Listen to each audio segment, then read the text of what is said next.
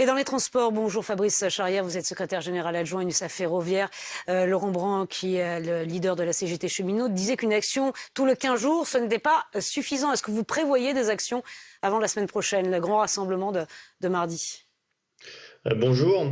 Écoutez, nous avons une instance fédérale qui se réunit demain matin à 8h30 pour décider effectivement des modalités d'action et de la mobilisation, en sachant que nous sommes arrêtés pour le moment en accord avec toutes les organisations syndicales au niveau interprofessionnel pour un mouvement de grève le 31 janvier.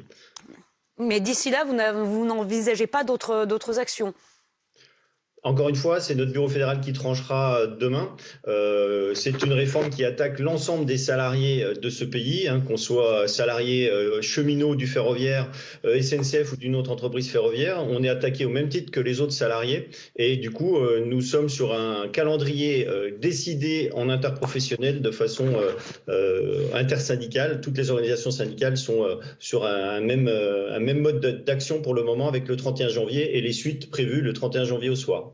Charrière, peut-être que vous avez entendu les mots d'Olivier Dussopt qui faisait le résumé du Conseil des ministres de ce matin. Il a évoqué l'âge de départ légal à 64 ans. Ce n'est pas négociable, dit-il. Oui, on peut ajuster le texte, et c'est la philosophie d'Emmanuel Macron, mais les 64 ans, ce n'est pas négociable. Comment vous réagissez ?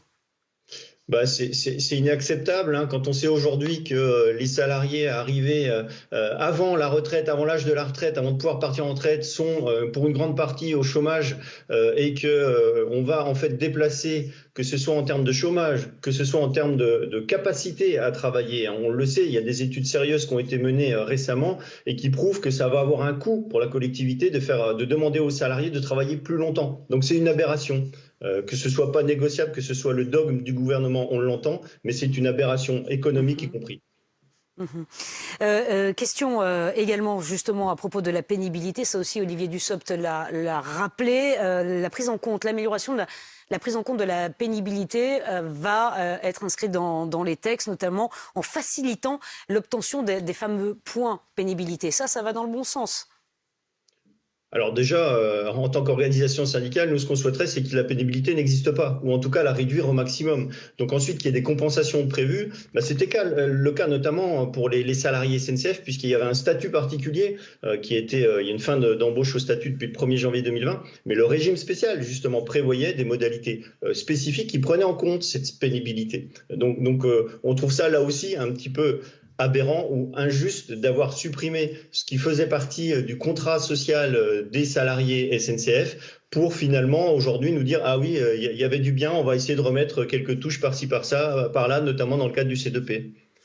Une dernière chose également, on a bien compris que vous avez une réunion donc à 8h30 demain où vous allez décider donc de nouvelles actions à venir et les ajuster avant cette journée du 31. Dans quel état d'esprit sont les gens qui sont autour de vous après la forte mobilisation de la semaine dernière? Est-ce qu'ils sont motivés pour continuer à se mobiliser contre cette réforme des retraites?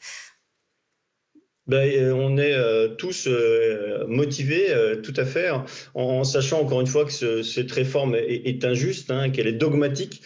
D'ailleurs, la Première ministre l'avait dit lors de sa première déclaration le 10 janvier, il n'y avait pas de problème financier. C'est uniquement une volonté de faire travailler les salariés plus longtemps au prétexte qu'on aurait une espérance de vie plus longue. Ce qui encore une fois, mis en parallèle avec l'espérance de vie en bonne santé, est complètement contradictoire. D'avoir été en direct avec nous, d'avoir réagi sur BFM TV. Émission spéciale justement retraite demain à 21h avec un grand débat organisé autour de Jordan Bardella.